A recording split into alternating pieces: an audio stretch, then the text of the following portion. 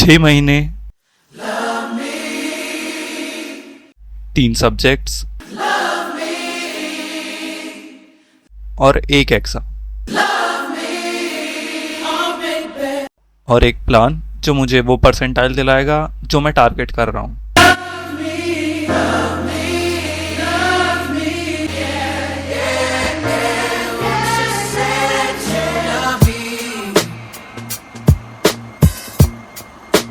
Honestly ये road map बनाते हुए मुझे रियलाइज हुआ कि कितना ब्लाइंड होके पिछली बार एग्जाम देने गया था मैं।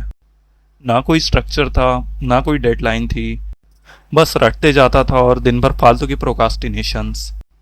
पर जैसा मैंने पिछली डॉक्यूमेंट्री में कहा था, this time it's gonna be different. तो पहले ये समझना ज़रूरी है कि मुझे ड्रॉप क्यों लेना पड़ा, और ऐसे जज मत करो। मैं तुम्हें वो मिस्टेक बताने आया हूँ जो यू शुड अवॉइड। पिछले ड्रॉप ईयर में ऐसा था कि मैं लेक्चर्स भी देख रहा था, प्रॉपर नोट्स भी बना रहा था, पर मेरी मेहनत की कोई डायरेक्शन नहीं थी। एग्ज़ाम आने तक भी मेरे कुछ कंसेप्ट्स वीक रह गए, जैसे फिजिक्स में करंट एंड इलेक्ट्रिसिटी, केमिस्ट्री में भी मैं ऑर्गेनिक रिएक्शंस को सिर्फ रट्टा मारता था, कभी समझने की कोशिश नहीं की, और मैथ्स में मेरी स्पीड इतनी इम्प्रूव नहीं हो पाई। लेकिन इस बार मैंने डिसाइड किया कि मैं अपनी मिस्टेक्स एनालाइज करूं और फिर एक प्रॉपर रोड मैप बनाऊं, और मैंने वही किया। एक दिन शांति से बैठकर मैंने अपना सिलेबस चेक किया, चैप्टर्स के वेटेज देखे और अपने पुराने मॉक टेस्ट निकालकर उन्हें भी एनालाइज किया, फिर एक प्रॉपर रोड मैप बनाया। अब मैं इस रोड मैप को इस डॉक्यूमेंट्री के थ्रू शेयर करने वाला हूँ। तो मेरे पास सिर्फ 6 मंथ्स है और इन 6 मंथ्स को मैंने 3 फेजेस में डिवाइड किया है। Phase 1 foundation, from June to July. तो इस फेज में मुझे मेनली 2 चीज़ों पर फोकस करना है। पहला, building an habit of studying. हाँ, मुझे पहले एक जगह बैठकर फोकस करने की आदत डालनी पड़ेगी। दूसरा, पहले कंसेप्ट्स क्लियर करना।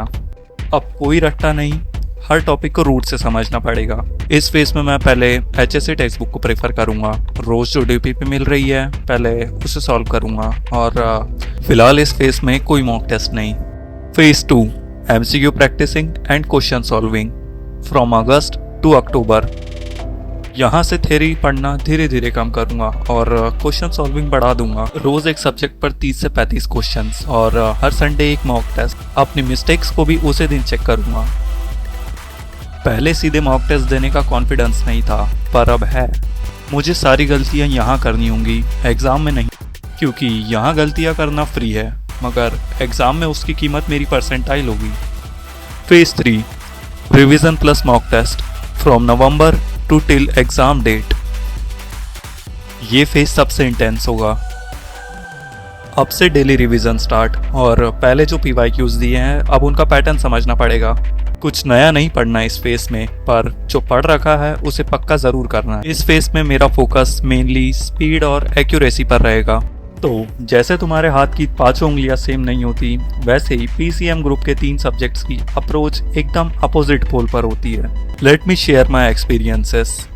फिजिक्स, मेरे पिछले जन्म का वो दुश्मन जिसने इस जन्म में भी जीना हराम कर रखा है, और हो भी क्यों ना, मेरे कर्म ही कुछ ऐसे है। ऑनेस्टली फिजिक्स मुझे थोड़ा हार्ड लगता है। फॉर्मूले याद हो जाते हैं, एप्लीकेशंस सही समय पर नहीं याद आती। लेकिन किसी महापुरुष ने मुझे ये कहा था, and it goes like this. Formula रटने के पीछे मत भाग मेरा भाई, पहले कंसेप्ट क्लिस्टर क्लियर कर और फिर फार्मूला चक मार के दिमाग में जाएगा। हाँ मेरी जान, पास आओ, एक बात बताता हूँ, वो महापुरुष मैं ही हूँ। तो सुबह उठ के पहला सेशन मुझे फिजिक्स को ही देना पड़ेगा, क्योंकि fresh mind equals to fast concept learning. Chemistry, ये तुम्हारी वो दोस्त है जो दिन भर तुम्हारे साथ बैठकर बिचिंग करेगी और अगली पल कहेगी मैंने ऐसा तो नहीं कहा था। झूठ लगता है, झूठ लगता है, जरा याद करो मेरे भाई नील्स बोहर ने क्या कहा था। इलेक्ट्रॉनिक कॉन्फ़िगरेशंस के लिए K शेल में 2 इलेक्ट्रॉन्स, L शेल में 8 इलेक्ट्रॉन्स, M शेल में 18 इलेक्ट्रॉन्स होते हैं। फिर मेरे सौतेले चाचा का लड़का स्क्रूडिंगर आके कहता है ये तो सिर्फ हाइड्रोजन एटम्स के लिए एक्यूरेट है। ये कहकर उसने अपना क्वांटम मैकेनिक्स का मॉडल रख दिया। फिर मुझे ये सब पढ़ना पड़ा।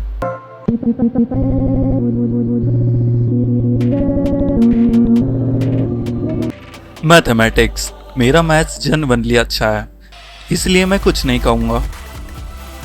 मेनली मेरा कैलकुलस थोड़ा ज़्यादा ही स्ट्रांग है, इतना कि मुझे एक पेन दो और खड़े रहने के लिए मेरा कैलकुलस का फाउंडेशन, तो मैं पूरा पेपर हिला दूंगा। शायद कुछ लोगों को ये जोक समझा नहीं होगा। मेरे मित्र आर्किमिडीज को जो नहीं जानते तुम, भाई को लाइन मारने का बहुत शौक था, फिर कुछ रोमन लोगों ने इतना बड़ा औजार डाल के मारे उसको। शायद वो रोमन आदमी भी तुम्हारी तरह था, मैथ्स हेटर। अभी तक सब्सक्राइब जो नहीं किया तुमने, लाइक भी कर देना। वन ऑफ द रीजन कि मेरा कैलकुलस इतना स्ट्रांग है, क्योंकि अगर 2 साल अपने माँ बाप के पैसे फूकने के बाद भी आपका कैलकुलस वीक रह गया है, तो आपको अगला ड्रॉप किसी उड़ते हुए प्लेन या पंजी जंपिंग साइट से लेना चाहिए।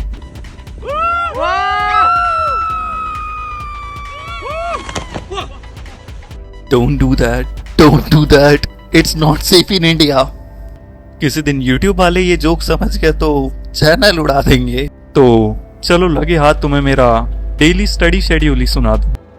My daily schedule and the most interesting thing यही कि मुझे पता है ये डेली शेड्यूल शायद मुझसे फॉलो ना हो perfectly, and I am not claiming कि ये शेड्यूल मुझसे परफेक्टली फॉलो ही हो जाएगा, because you need to know this is life. यहाँ डिस्टर्बेंस आएंगे, हो सकता है कभी कोचिंग के लेक्चर्स एक्स्ट्रा टाइम ले ले, हो सकता है घर में कभी कुछ काम आ जाए, या ये तो पक्का होगा कि किसी दिन मेरा खुद का मन नहीं करेगा पढ़ने का। आज ही का एग्जाम्पल ले लो, अभी मैं ये वीडियो ही बना रहा हूँ, पर जिस दिन मैं सबसे ज़्यादा डिमोटिवेट फील कर रहा हूँगा, उस दिन अगर मैंने सिर्फ 5 घंटे या 2 सेशन ही ढंग से पढ़ लिए तो मैं उस डे को भी एज अ विन काउंट करूँगा। तो ये था मेरा रोड मैप। अब देखते हैं कितना फॉलो होता है कितना नहीं। अगर तुम भी किसी इंजीनियरिंग एंट्रेंस के लिए प्रिपरेशन कर रहे हो, जैसे जेई या MST CET, तो तुम कमेंट करो, लाइक करो और सब्सक्राइब करो, क्योंकि अगली डॉक्यूमेंट्री में मैं तुम्हें अपने पूरे 1 हफ्ते का रिव्यू देने वाला हूँ। और तब तक के लिए याद रखो, I am lucky the documented guy.